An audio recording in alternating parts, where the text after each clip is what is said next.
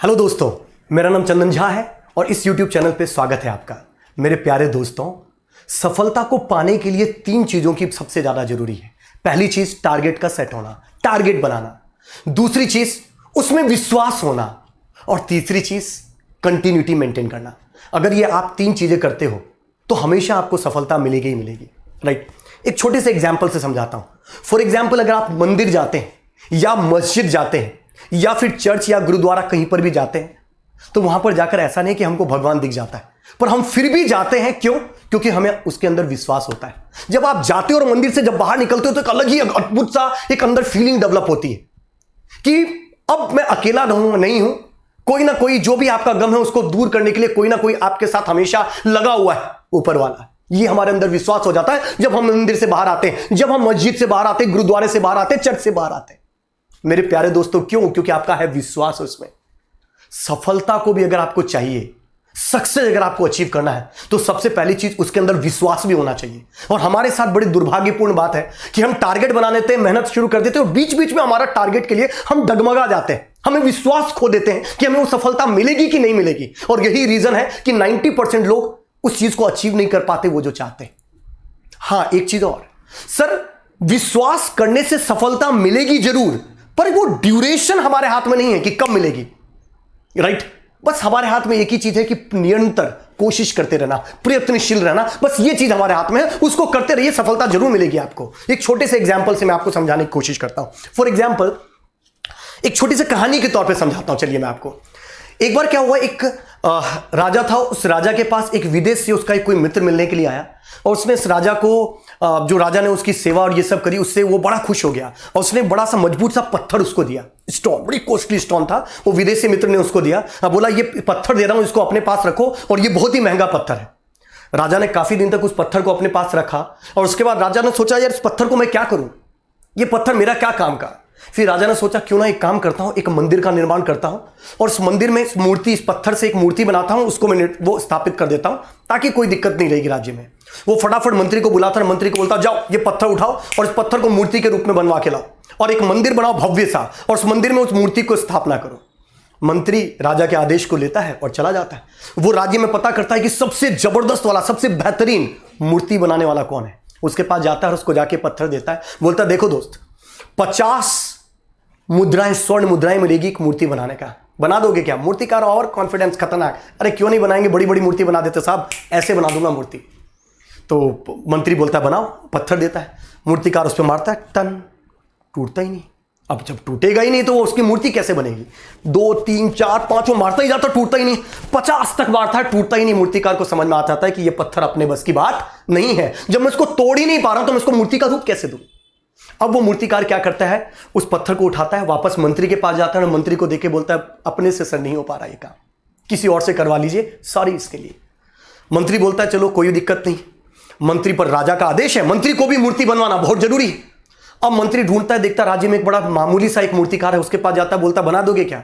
मूर्तिकार बोलता है साहब मैं कोशिश कर सकता हूं। बोला करो कोशिश। मूर्तिकार लेता है और उस मूर्तिकार, जो मामूली सा मूर्तिकार होता है, एक छोटा सा पत्थर मारता है हथौड़ा और पत्थर टूट जाता है और उसकी बड़ी सुंदर सी मूर्ति के रूप में, भगवान की मूर्ति के रूप में बना देता है, मंदिर में स्थापित हो जाता है, उसको 50 मुद्राएं भी मिल जाती। मेरे प्यारे दोस्तों, 50 प्रहार स्टोन पर किसी और ने किया था और सफलता एक ही चोट में किसी और को मिल गई। लाइफ में भी यही होता है मेरे प्यारे दोस्तों। कब सफलता मिलेगी ये हमको पता नहीं होता है, बस हमें विश्वास रखना होता है कि हमें मिलेगी जरूर। और यही चीज में आप कितना जल्दी, क्योंकि आप अपनी सफलता से कितना दूर है ये आपको नहीं पता, तो आपको क्या पता है? आपको इतना पता है कि कंटिन्यूटी मेंटेन करके चलना है। और ये आपको कोई नहीं बताएगा, सर मैं मेहनत कर रहा हूं, सर मेरे को सफलता मिलेगी क्या? मैं बोल रहा हूं कि हां, अगर आप मेहनत करो आपको सफलता जरूर मिलेगी। आज मिलेगी, कल मिलेगी, परसों मिलेगी, अगले साल मिलेगी, उसको अगले साल मिलेगी, ये मुझे नहीं पता, पर ये फिक्स है कि शॉर्ट है आपको मिलेगी जरूर। विश्वास बनाए रखिए, कंटिन्यूटी मेंटेन करके चलिए। दूसरा आकर अगर आपको बोल दे कि तुझसे नहीं हो पाएगा तो डिप्रेस मत होइए यार, दूसरी मत होइए। अपनी कंपटीशन आप खुद से, हम डिप्रेस इसलिए होते हैं कि हम अपना कंपैरिजन किसी और से कर लेते हैं और यही रीजन है कि हम हमेशा डिप्रेस हो जाते हैं। फॉर एग्जाम्पल, आप किसी चीज के लिए मेहनत कर रहे हो, किसी और को मिल गई, आपको नहीं मिला, आप टेंशन में आ गए, ओहो अपने को नहीं मिला। अरे क्यों टेंशन ले रहे हो मेरे भाई? राइट, आपका कंपटीशन और किसी से नहीं है। उसको अगर जॉब लग गई और आप अभी बेरोजगार है तो आप मेहनत करते रहिए ना, अगले साल आपको भी लगेगी, बहुत जल्दी आपकी लगेगी। अगर उसकी जॉब लग गई तो उसके घर में रोटी मिल रहा है, उसके घर में खाना मिल रहा है, उसके परिवार खुश हो गए। आप क्यों टेंशन में आ रहे हो? और आपको अगर नौकरी मिल जाएगी तो आप टेंशन अपने परिवार को खाना दे पाओगे, अपने परिवार को खुशियां दे पाओगे। तो कंपटीशन आपस में करने से कोई मतलब नहीं है। कंपटीशन सिर्फ अपने पास रखिए, अपने से रखिए कंपटीशन, सफलता तो मिलेगी ही मिलेगी। दूसरी चीज, जब भी कभी आप कोई टारगेट बनाते हैं और उसके लिए मेहनत करते हैं, मेरे प्यारे दोस्तों, ऊपर वाला परीक्षा जरूर लेता है। सफलता इतनी जल्दी तो नहीं मिलती, मेहनत करना पड़ेगा और ऊपर वाले की आपकी परीक्षा कंटिन्यूटी मैनर में लेता रहेगा। आपको वो डगमगाने की कोशिश करेगा कि आप अपने टारगेट से डगमगाते कि नहीं डगमगाते।